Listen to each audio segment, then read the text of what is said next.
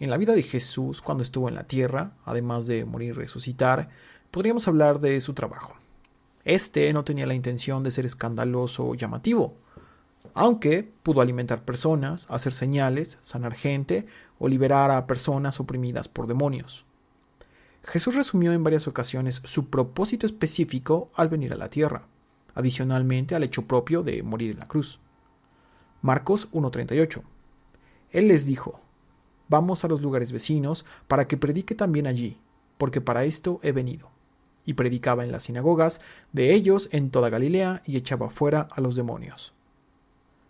Lucas 4:42. Cuando ya era de día, salió y se fue a un lugar desierto y la gente le buscaba. Y llegando a donde estaba, le detenían para que no se fuera de ellos. Pero él les dijo: es necesario que también a las ciudades anuncie el evangelio del reino de Dios, porque para esto he sido enviado. Su misión o ministerio siempre fue ligado a predicar el reino de Dios. Los milagros que hacía en el proceso, como sanar enfermos, liberar a personas de espíritus inmundos o alimentar a multitudes, podríamos explicarlas de dos maneras. La primera era para cumplir las profecías del Antiguo Testamento ligadas al Mesías que llegaría. Isaías 35:4. Decid a los de corazón apocado: esforzaos, no temáis. He aquí que vuestro Dios viene con retribución, con pago. Dios mismo vendrá y os salvará. Entonces los ojos de los ciegos serán abiertos y los oídos de los sordos se abrirán. También para reflejar su autoridad y a través de sus actos registrados en los evangelios, todo aquel que lea su biografía en los 4 libros disponibles, Mateo, Marcos, Lucas y Juan, puedan creer en su corazón y en Jesús como Hijo de Dios. Juan 20:30. Hizo además Jesús muchas otras señales en presencia de sus discípulos, las cuales no están escritas en este libro, pero éstas se han escrito para que creáis que Jesús es el Cristo, el Hijo de Dios, y para que creyendo tengáis vida en su nombre. La razón crucial de Jesús no era hacer milagros y señales. Jesús no buscaba fama, buscaba recuperar al pueblo de Dios, es decir, el pueblo de Israel. Por esa razón, cuando envió a sus discípulos a predicar, les pidió evitar las ciudades de los gentiles, personas no judías. Mateo 10:5. A estos 12 envió y les dio instrucciones diciendo: por camino de gentiles no vayáis, y en ciudad de samaritanos no entréis, sino id antes a las ovejas perdidas de la casa de Israel. La prioridad hacia los judíos tenía que ver principalmente porque Jesús era el cumplimiento de la profecía hecha a Abraham, Isaac y Jacob, los patriarcas del pueblo de Dios.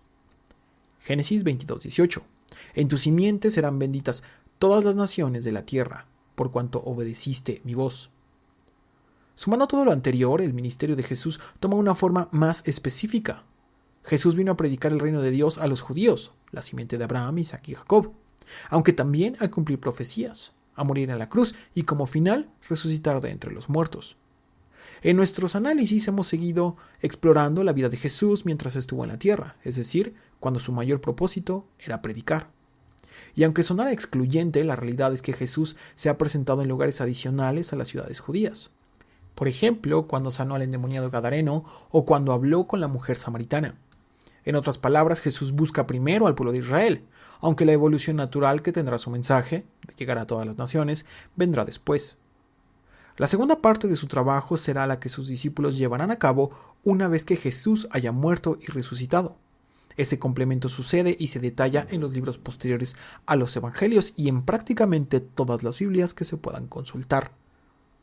Finalmente, el mensaje de Jesús fue para todo el mundo, pero principalmente para los descendientes de Abraham, porque así lo había prometido Dios. Aunque, llevando el mensaje, Jesús fue rechazado por sus propios compatriotas. Entonces la predicación tendría que viajar a todas las demás personas, es decir, los gentiles. Juan 1:11. A lo suyo vino, y los suyos no le recibieron.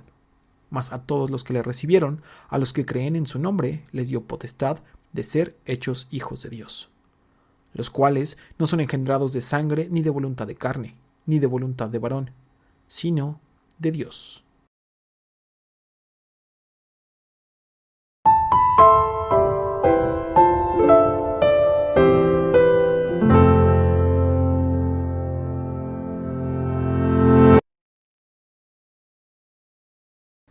Marcos 7:24.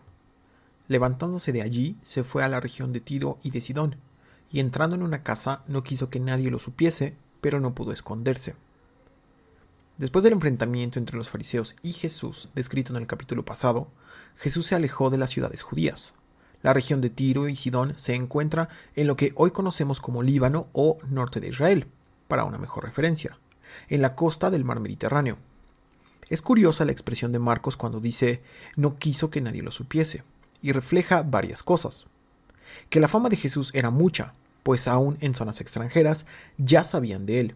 Y la otra, los motivos de Jesús para alejarse de la zona de Galilea no son claros.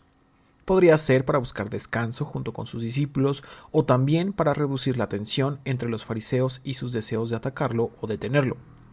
La realidad es que Jesús se encontraba en una tierra extranjera con sus discípulos y en el proceso no pudo ocultarse de las demás personas. Marcos 7:25. Porque una mujer cuya hija tenía un espíritu inmundo, luego que oyó de él, vino y se postró a sus pies. La mujer era griega y sirofenicia de nación, y le rogaba que echase fuera de su hija al demonio. Esta historia aparece en el Evangelio de Marcos y de Mateo. Ambos casos reflejan aspectos importantes de la misma historia. Mateo 15:22. Y he aquí, una mujer cananea que había salido de aquella región clamaba, diciéndole: Señor, hijo de David, ten misericordia de mí. Mi hija es gravemente atormentada por un demonio. El ruego de la mujer no solo incluía la petición de sanidad para su hija, sino el reconocimiento de Jesús como hijo de David, cosa que en su contexto significa una sola cosa. Ella creía y reconocía que Jesús era el Mesías. Jeremías 23:5.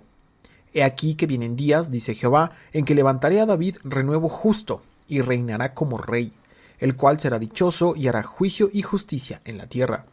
En sus días será salvo Judá, e Israel habitará confiado, y este será su nombre con el cual le llamarán Jehová, justicia nuestra. Históricamente David fue el modelo de rey dentro de la cultura judía. Si alguna autoridad o rey quisiera imitar a alguien, ese alguien sin duda sería David. Y si añadimos las promesas de Jehová indicando que el reino de Israel, a través de su hijo, indicado como descendencia, es concluyente que la expresión hijo de David tenía todo ese contexto detrás. Lo extraño es que una mujer sirofenicia o en el concepto de Mateo cananea, sea cual fuera el término más apropiado, la idea central es que no era judía, se postró ante Jesús en una señal de sumisión y le rogaba apelando a que él era el Mesías prometido. Mateo 15:23. Pero Jesús no le respondió palabra. Entonces acercándose sus discípulos le rogaron diciendo: Despídela, pues da voces tras nosotros. Él respondiendo dijo: No soy enviado sino a las ovejas perdidas de la casa de Israel. Varias cosas surgen de la actitud de Jesús y la de sus discípulos. Los discípulos, teniendo en la mente que su misión de predicación había sido exclusivamente los hijos de Israel, rechazan la petición de la mujer y le piden a su maestro, Jesús, que la despida, como no escuchando su ruego. Y Jesús en 2 ocasiones también rechaza a la mujer, primero con su silencio y luego diciéndole frontalmente: No soy enviado sino a las ovejas perdidas de la casa de Israel. Esa frase es la misma que usó cuando envió a sus discípulos a predicar. Mateo 10:5. A estos 12 envió Jesús y les dio instrucciones diciendo: Por camino de gentiles no vayáis, y en ciudad de samaritanos no entréis, sino id antes a las ovejas perdidas de la casa de Israel. La intención de buscar primero a los hijos de Israel se refleja en la promesa hecha a Abraham y también en varios versículos provenientes de los profetas. Por ejemplo, Ezequiel 34:11. Porque así ha dicho Jehová el Señor: He aquí yo mismo iré a buscar mis ovejas, y las reconoceré, como reconoce su rebaño el pastor el día que está en medio de sus ovejas esparcidas. Así reconoceré mis ovejas, y las libraré de todos los lugares en que fueron esparcidas el día del nublado y de la oscuridad. Entonces, el rechazo de Jesús primero con su silencio y luego diciendo a la mujer que su misión no estaba con los gentiles, sino con los judíos, podría considerarse decepcionante. Pero la intención de Jesús no es despedirla como dijeron sus discípulos. Su intención es probar su fe. La negativa de Jesús es transparente. No niega que él sea hijo de David o que no pueda sanar a su hija. El motivo de Jesús es que su misión se centra en los hijos de Israel, no en los gentiles.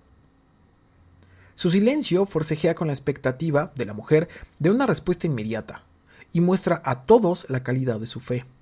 Ella no se desalienta, sino que insiste en la súplica. Mateo 15:25. Entonces ella vino y se postró ante él, diciendo: Señor, socórreme. Respondiendo él dijo: No está bien tomar el pan de los hijos y echarlo a los perrillos. Aunque esta parte del texto ha sido considerada en muchas ocasiones como una ofensa hacia la mujer, la realidad es que en su contexto, primeramente la expresión que Jesús utiliza diciendo perrillos es el diminutivo de la palabra perro, y cuando lo liga a los hijos, en su alegoría dando prioridad primero a los hijos de la casa y luego a los perrillos, la relación es clara. Jesús se refiere a los perrillos como animales domésticos, no como animales inmundos. El Evangelio de Marcos lo plantea un poco distinto, pero con el mensaje central exactamente igual. Marcos 7:27. Pero Jesús le dijo: Deja primero que se sacien los hijos, porque no está bien tomar el pan de los hijos y echarlo a los perrillos. En cualquiera de los dos casos, Mateo y Marcos, el mensaje de Jesús resalta la prioridad de los judíos sobre los otros pueblos. Este contaría como el tercer rechazo de Jesús a la mujer. Mateo 15:27. Y ella dijo: Sí, Señor, pero aún los perrillos comen de las migajas que caen de la mesa de sus amos. Esta es la prueba de que Jesús no habló ofendiendo a la mujer, tanto por el contexto como por su reacción. Ella entendió el mensaje y a pesar de que en 3 ocasiones aparentemente Jesús la rechazó, ella insiste. Y su acto, primeramente, fue humilde. No le pide a Jesús quitarle al pueblo de Israel atención para que se la dé a ella. Le pide a Jesús las migajas de lo que a ellos les corresponde. Y también su acto fue de fe. Asume que hasta los perrillos en la casa no son rechazados categóricamente. Confía en la misericordia del Hijo de David para responder su necesidad. Mateo 15:28. Entonces respondiendo Jesús dijo: Oh mujer, grande es tu fe, hágase contigo como quieres. Y su hija fue sanada desde aquella hora. Marcos 7:29. Entonces le dijo: Por esta palabra, ve, el demonio ha salido de tu hija. Y cuando llegó ella a su casa, halló que el demonio había salido y a la hija acostada en la cama. El impacto es evidente ante la fe de la mujer. Jesús ha visto suficiente para determinar que ella confía con todo su corazón en que Él es capaz de liberar a su hija.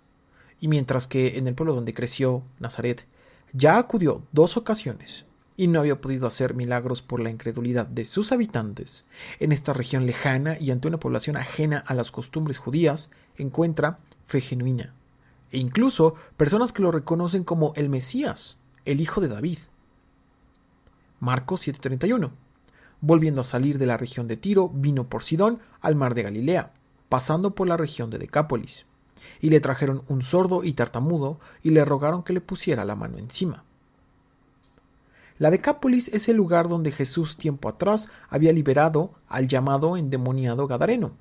Y aunque es difícil conocer el tiempo entre ambos eventos, podemos concluir en que Jesús, por su fama en general, pero también por la predicación de aquel hombre, a quien encargó predicar la obra que Dios había hecho en él, ahora es una persona conocida en ese lugar, que al igual que Tiro, donde conoció a la mujer de la historia previa, también es una ubicación gentil. Marcos 7:33.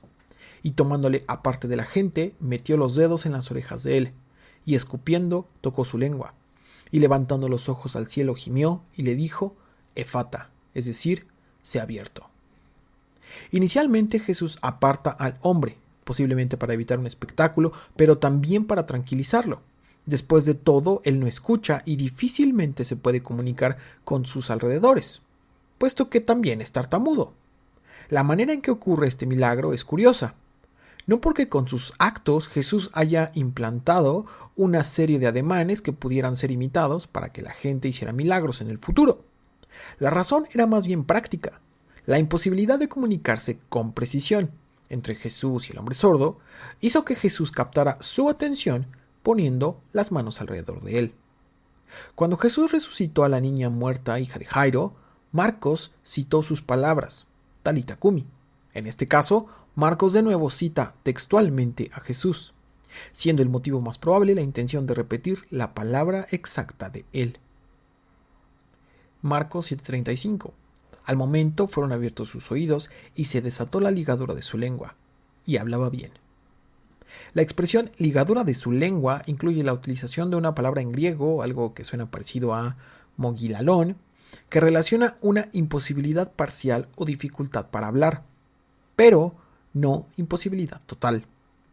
Esa palabra solo aparece una ocasión en todo el Nuevo Testamento, aquí.